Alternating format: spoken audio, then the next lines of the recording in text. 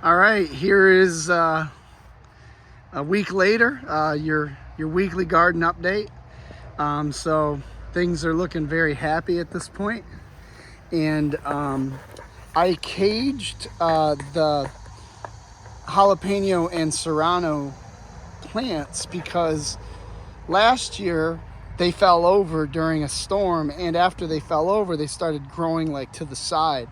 So this year I'm going to prop them up as long as I can and continue to harvest, but they're in very healthy condition right now.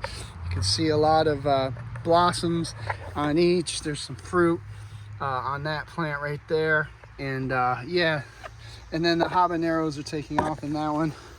This is the serrano plants. These things, man, they do a good job growing, and you can see we got our friend Mr. Bumblebee right there.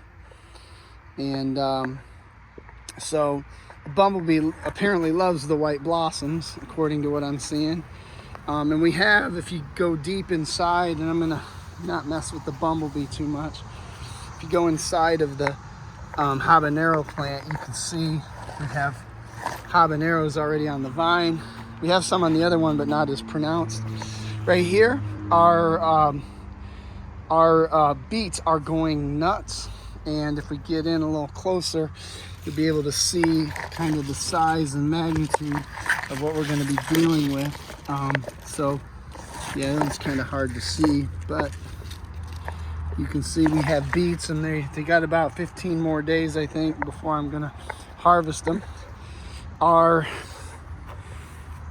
student, me and Mrs. Bailey's student, Kiara, gave us 2 sunflower plants, and now they're happy.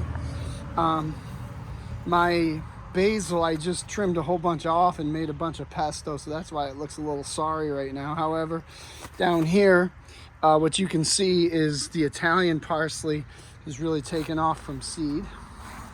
Our tomato plants are already to the tops of their cages, and now it's going to be a matter of keeping them up. And we clearly have a bunch of tomatoes that'll probably be ripened by the end of July.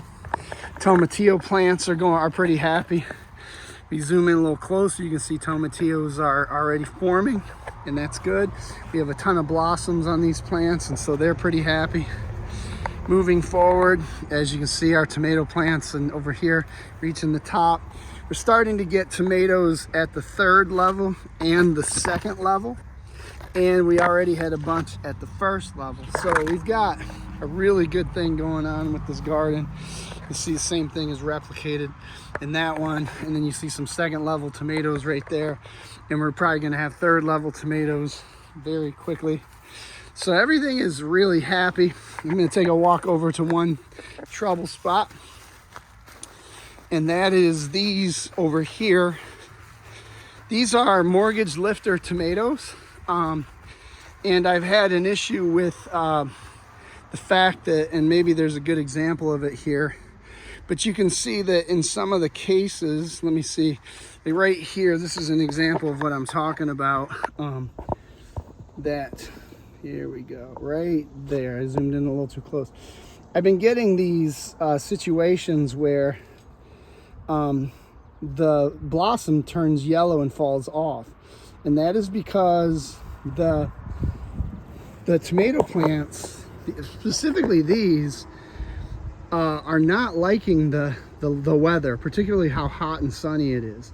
And I water the crap out of them, and but they've not produced any fruit so far, and I really think it's because of how hot July has been. So I made a couple of adjustments. I definitely put a lot more eggshells into the soil, and I watered them more vigorously these last couple days, so we'll see if we can undo that yellow blossom rot. Like, you can kind of see it right there. That's a good example of it right there. See how yellow that blossom is, and it's about to fall off and not be viable. And it's because the plants get stressed because of this heat.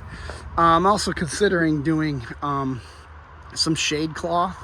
So they're clearly growing, like they're getting near the top of the cages, but they are not producing fruit, and it is because basically the tomatoes make a decision on whether they can create fruit based upon the environment they're in, and if it's too hot, they don't like it.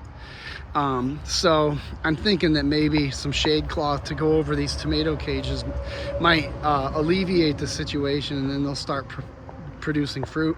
The other thing I predict is that as the season goes on and the sun becomes less and less, because we're on the other side of the summer solstice, once the sun stops coming up and being out here so bright and for so long, I think these plants will start to really produce in August and September, once the amount of light wanes. So that's kind of the prediction at this point, but we'll see. And that is my garden blog for today.